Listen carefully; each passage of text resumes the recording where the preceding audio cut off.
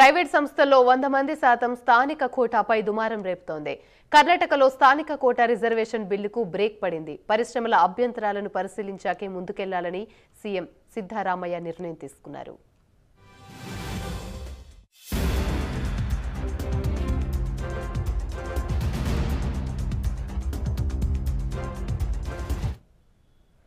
Private సంస్థల్లో కింది స్థాయి ఉద్యోగాలను 100% కన్నుడిగుడులతోని భర్తీ చేసేలా కర్ణాటక ఒక బిల్లును రూపొందించింది. దీనికి కేబినెట్ ఆమోదం తెలపడంతో పరిశ్రమ వర్గాలు మండిపడుతున్నాయి. ఈ బిల్లు ప్రకారం ప్రైవేట్ సంస్థల్లో గ్రూప్ సి, గ్రూప్ డి పోస్టులను ఖచ్చితంగా కన్నడిగులతోనే భర్తీ చేయాల్సి ఉంటుంది. ఏదైనా పరిశ్రమ లేదా కంపెనీలో మేనేజ్మెంట్ కేటగిరీలో 50% మందిని, నాన్ మేనేజ్మెంట్ కేటగిరీలో 70% మందిని కేవలం స్థానికులనే నియమించుకోవాల్సి ఉంటుంది. కర్ణాటకలోని ఏ ప్రైవేట్ సంస్థకైనా ఈ రూల్ కంపల్సరీగా చేయాలని ప్రభుత్వం చూసింది.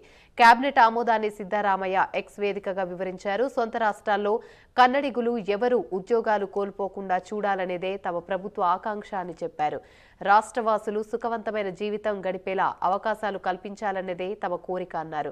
కన్నడిగుల సంక్షేమానికి ప్రభుత్వం పెద్దపీట వేస్తోందన్నారు. మంత్రివర్గ నిర్ణయంపై పారిశ్రామికవేత్తల నుంచి నిరసనలు వ్యక్తం కావడంతో ఆ పోస్టును సిద్ధరామయ్య తొలగించారు.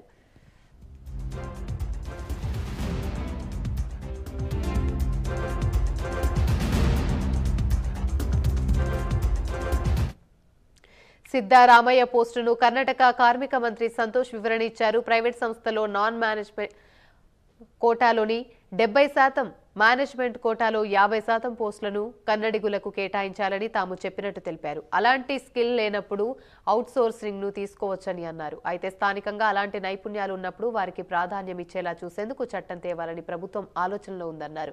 కర్ణాటక ప్రభుత్వం తీసుకున్న నిర్ణయాన్ని వెంటనే వెనక్కి తీసుకోవాలని పారిశ్రామికవేత్తలు డిమాండ్ చేస్తున్నారు. ఇలాంటి చర్యల కంటే స్థానికులకు నైపుణ్యాలు మెరుగుపరచడంపై ప్రభుత్వం దృష్టి సారించాలన్నారు. ప్రైవేట్ సెక్టార్లోని రిక్రూట్మెంట్ బోర్డులో ప్రభుత్వాధికారి జోక్యం చేసుకుంటారా అని ప్రశ్నించారు.